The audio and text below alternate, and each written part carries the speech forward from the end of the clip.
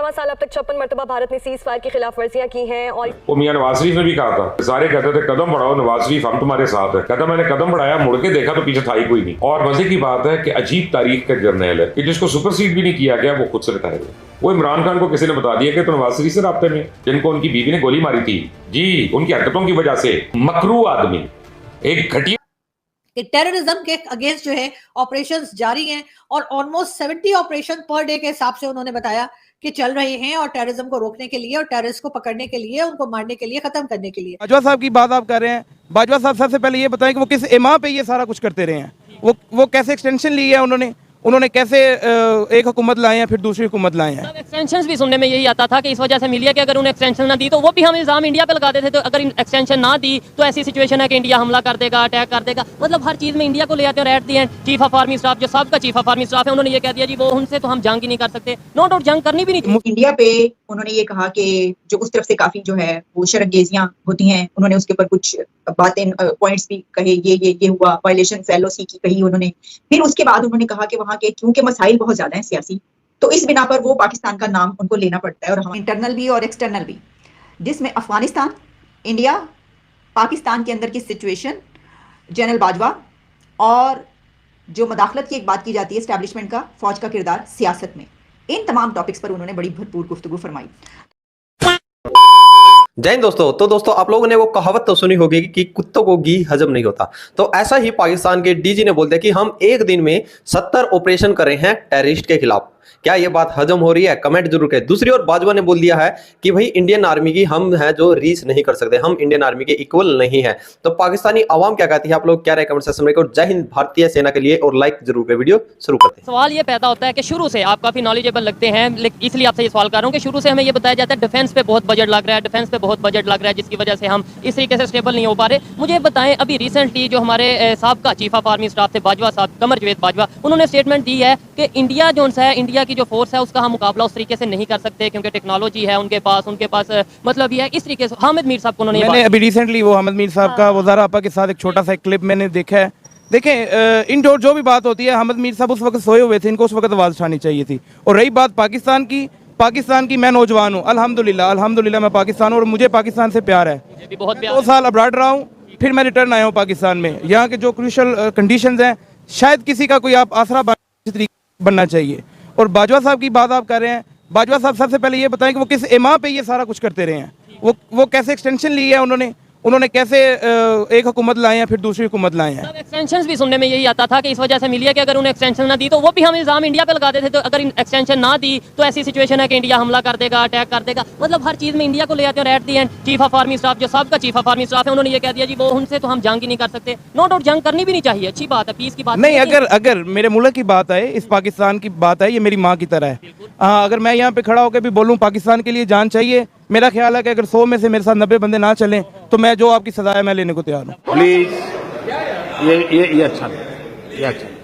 ये बड़ी खबर है। दूसरी साइड पे हम यहाँ से गैर कानूनी तरीके से बाहर जाने के लिए तरस रहे हैं, जा रहे हैं पैसे लगा के। और अभी यूएस की तरफ से स्टेटमेंट आई है कि 1 मिलियन वीजा हम इंडिया वालों को दे रहे हैं, मतलब इसी एक साल में। जितनी उसकी आबादी है उनको रिक्वायर्ड है, उन चीज़ों की रिक्वायरमेंट है वहाँ पे। अगर आप तलीम पे देखें, उनकी तलीम हमारी तलीमी निसाब से बहुत आला है। हम लोग इंग्लिश को पढ़ते हैं एज सीखने के लिए, वो एज सब्जेक्ट लेते हैं। हम लोग बच्चों को स्कूल इंग्लिश मीडियम में पढ़ाते हैं, सिर्फ बच्चों को अंग्रेजी आनी चाहिए, हम उसके कंसेप्ट पे नहीं जाते।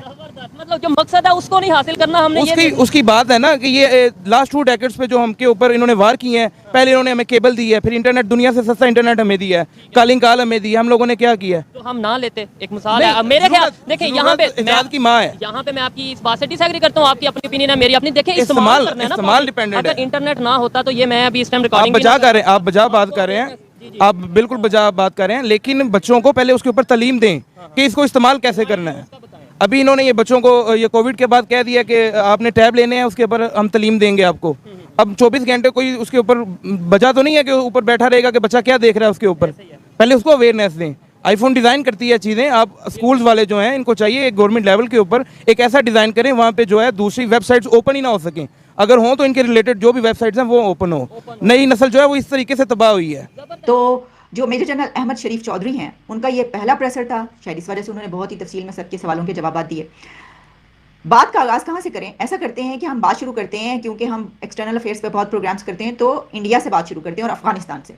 अफगानिस्तान और इंडिया के हवाले से उनसे जो बातचीत की गई, जो सवाल किए गए, उसका उन्होंने जवाब दिया है, जो कि मैं समझती हूँ एक बहुत ही जारहाना किस्म का जवाब है जो दिया गया, खासतौर पर क्योंकि इंडिया और पाकिस्तान की इस वक्त की जो सिचुएशन है, तो उन्होंने काफ़ी इस तरह की बात की है कि जिसमें उन्होंने ये तफसीली बताया है कि इंडिया की तरफ से LOC की वायलेशंस की गई हैं, कितनी मरतबा हुई है, कहाँ पर हुई है, किस तरीके से हुई है। फिर उन्होंने और भी बातें की कि कुलभूषण यादव के हवाले से उनसे सवाल किया गया, उसका उन्होंने जवाब दिया है, जिसमें उनका ये कहना था कि वो, क्योंकि उसके लिए आपको जो स्पोक्स पर्सन हैं फॉरेन अफेयर्स के, उनसे बात करनी चाहिए, क्योंकि वो उनका मामला है। और एक और बात उन्होंने ये की कि जो उनसे सवाल किए गए सियासी सवाल, कुछ के जवाब तो उन्होंने दिए, लेकिन बेशतर सियासी सवालों पे उन्होंने कहा कि ये सियासी सवाल है, तो मैं इसके ऊपर जो है वो मैं इसको कैटर नहीं कर सकता, या इस तरह। तो चलें, मैं आपको उनके जो उन्होंने कुछ बात की है ना, वहीं उसके एक हिस्से से स्टार्ट करते हैं और इंडिया से स्टार्ट करते हैं, और उसके बाद फिर हम आगे बढ़ेंगे कि उन्होंने क्या क्या कहा। ज़रा सुनिए कि उनसे कुछ सवाल किया गया था इंडिया पाकिस्तान के रिलेशन और खासतौर पर आजकल जो चल रहा है, तो उसके ऊपर उन्होंने पहली बात, यानी पहली सुना दी है कि मैं आपको जो पहला पॉइंट बता रही हूँ वो ये कहा उन्होंने। लाइन ऑफ कंट्रोल पर पाकिस्तान की जानिब से इन्फिल्ट्रेशन, टेक्निकल एयर वायलेशंस और दीगर इल्जामात का लगातार झूठा प्रोपेगेंडा भारत की दरहकीकत एक खास पॉलिटिकल एजेंडे की अक्कासी करता है। पाकिस्तान ने हमेशा अक़वाम मुत्तहिदा के कायम करदा United Nations military observer group in India and Pakistan के साथ भरपूर ताउन किया है। इस ज़िमन में पाकिस्तान की तरफ से अक़वाम मुत्तहिदा के मुबस्सिरीन को लाइन ऑफ कंट्रोल पर मुकम्मल रसाई दी गई है, जबकि भारत की तरफ से अक़वाम पुलिस और लॉ इन्फोर्समेंट एजेंसीज इन मज़मूम अज़ाइम को भरपूर तरीके से नाकाम बनाने में हमतन मसरूफ हैं। पाकिस्तान की दाखिली और बॉर्डर सिक्योरिटी को यकीनी और दायमी बनाने के लिए हम मुकम्मल तौर पर फोकस्ड हैं। इस हवाले से पाकिस्तान की सिविल और military intelligence agencies, law enforcement agencies और सिक्योरिटी फोर्सेस ने शानदार इक़दाम किए हैं और दहशतगर्दों के नेटवर्क को कैफरे किरदार तक पहुंचाने में शब रोज अहम किरदार अदा कर रहे हैं। अच्छा, अब एक तो ये है, और क्योंकि मैंने वो वाले क्लिप्स ये निकाले कि जो अफगानिस्तान पर इंडिया पर वो बात कर रहे हैं, तो वो मैं कोशिश कर रही हूँ। पाकिस्तान की तरफ से गुज़िश्ता कुछ ही अरसे के दौरान लाइन ऑफ कंट्रोल पर 16 दौरे कराए गए, जिसमें बैनुल-अक़वामी मीडिया और OIC के सेक्रेटरी जनरल का दौरा खुसूसी अहमियत का हामिल है, जबकि भारत की जानब से ऐसा कोई भी विजिट नहीं करवाया गया जो कि उसकी मकबूजा कश्मीर में हकीकी सूरत हाल। भारत की जानब से छोटी सतह पर मुख्तलिफ सीज़ फायर की खिलाफ वर्जियाँ की गई, जिसमें स्पेकुलेटिव फायर के 22, एयर स्पेस वायलेशंस के 3, सीज़ फायर वायलेशंस के 6 छोटे और टेक्निकल एयर वायलेशंस के 25 वाक़यात शामिल हैं। भारत की लाइन ऑफ कंट्रोल पर खिलाफ वर्जियों के दौरान इसी अरसे में पाक फौज ने 6 जासूस क्वाडकॉप्टर्स को भी मार गिराया। ख़वातीन व हज़रात, अफ़वाज पाकिस्तान भारत की इन तमाम शर्मगेजियों से नबर्द आज़मा होने के लिए हमा वक्त तैयार और किसी भी जारियत का भरपूर जवाब देने के लिए पुरअज़म है।